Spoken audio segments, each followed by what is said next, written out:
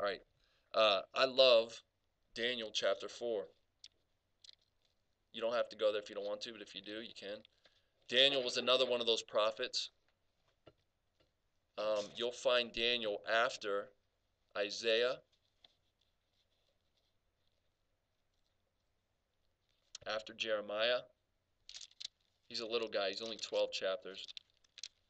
And he is before Hosea. So, like, the New Testament is pretty close. About there in my Bible is Daniel.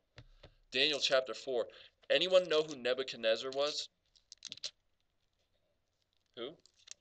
Yeah, he was an evil king. Uh, he was an evil king that had a lot of power. Okay, and he was mighty and he was rich and he liked to be worshipped. In fact, you guys remember that this is like a children's story for all you Sunday school kids.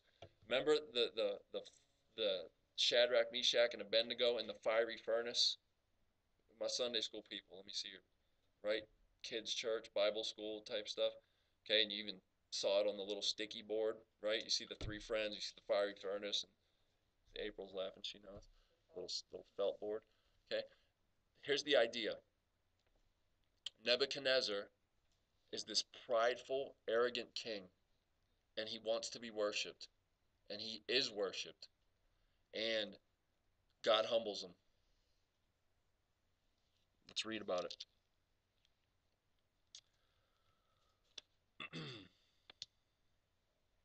4.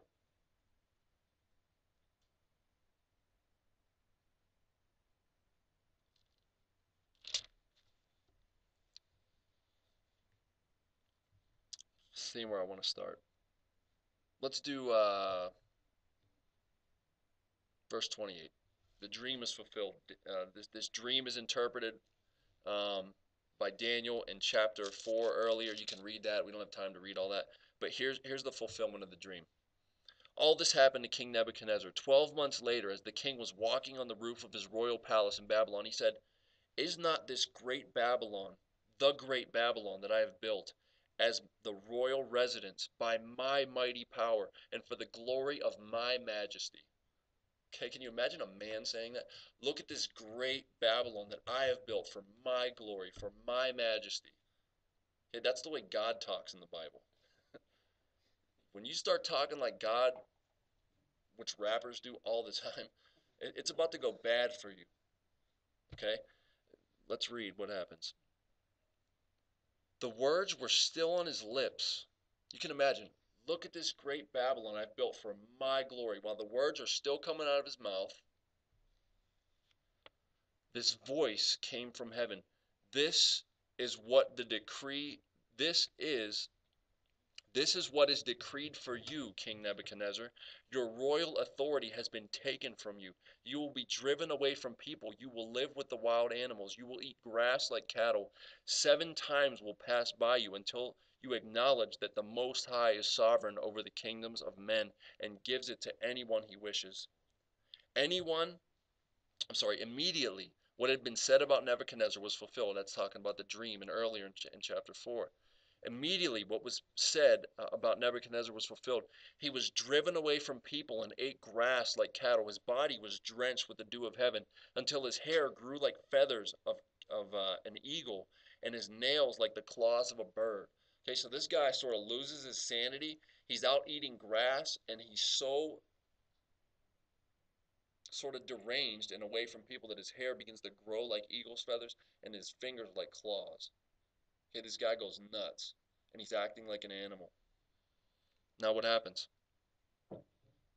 At the end of that time, remember the 7 times? At the end of that time, I, Nebuchadnezzar, raised up my eyes to heaven, and my sanity was restored. Then I praised the Most High. I honored and glorified him who lives forever. See how it changed? From my majesty, my glory, honoring him who is the Most High, who lives forever. And watch his confession. Okay, this is Romans 11 all day. His dominion is an eternal dominion. His kingdom endures from generation to generation. All the peoples of the earth are regarded as nothing. He does as he pleases with the powers of heaven and the peoples of the earth. No one can hold back his hand or say to him, "What have you done?" Okay?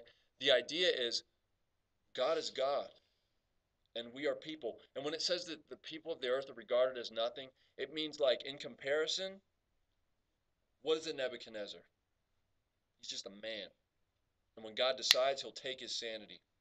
When he decides, he'll give it back so that he will acknowledge that the Most High rules over nations of men. The idea is generations and nations, they go on and they pass, and right? Where's the great Egypt now? Where's the great Babylon now? Where's Tyre and Sidon? Where's Sodom and Gomorrah? Where's Saddam Hussein? Right? That's our generation. I mean, the guy had palaces and vehicles and slaves, and he at his command, tons of people could die. And where's he at now? Dead. Where's God? On his throne. Okay? The idea is look, compared to God, we're nothing. Okay, we're nothing. Now that seems harsh again, but if he's your God and he's got your life in his hands, that's not such a bad thing, is it? In fact, I like that idea. I do. I really like that. I want to memorize that and think about that when things seem terrible and then when I'm really frustrated. I said this a couple weeks ago. Have you ever got so frustrated because you had to do like 5 or 6 things at once? Okay. I just said 5 or 6 things at once. God is running not only planet Earth, not only our solar system, not only our galaxy, but then the big telescopes tell us that there's billions of galaxies out there, bigger than ours. And he's doing it all at once. But yet we get frustrated trying to do 5 things at once. I'm just trying to show you Romans 11, right? Oh, the depth. You could see why Paul said, oh, like, oh man, the depth, deep. Okay?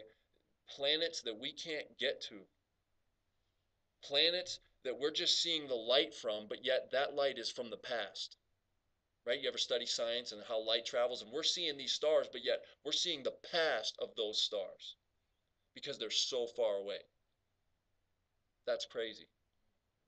Okay? And here's what's even crazier. God knows how to just take our physical universe and just flip its laws upside down. And you see Jesus do that when he comes to earth. Okay? When we try to stand on water, what happens?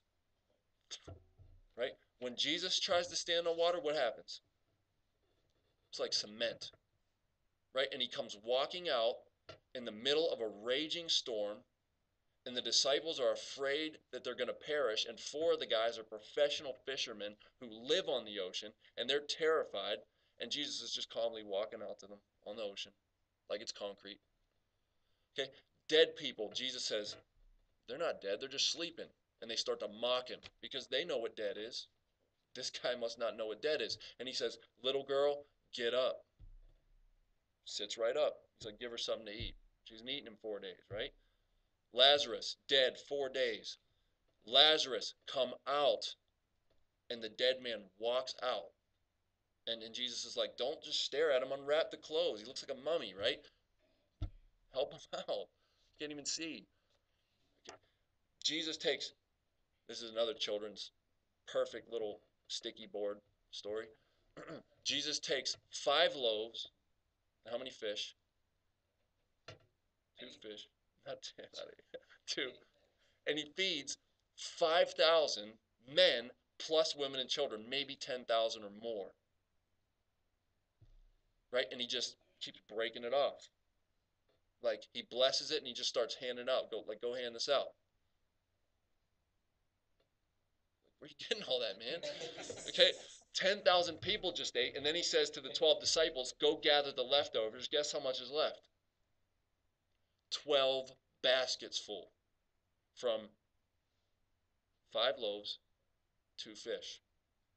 12 baskets, 12 disciples who he just said, how are we going to feed all these people? And they're like, it would take massive amounts of money to feed all these people. And they're walking away with the leftovers, each of them a basket. Like, who is this? right? Jesus speaks to the storm. They're about to die. Jesus, don't you care? We're about to die. He gets up from his nap and he says, be still. And the waters are completely calm. And they're all like, what kind of man is this that even the wind and the waves obey him?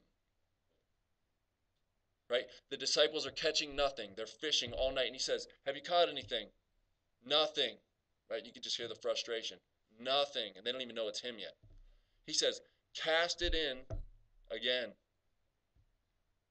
They do, and what happens? So much fish that they can't even pull it up in the boat themselves. Other boats have to come over. And John says, it's the Lord. And Peter jumps in the water and just goes swimming towards him. Okay? It's tax time. And I could just go on and on and on.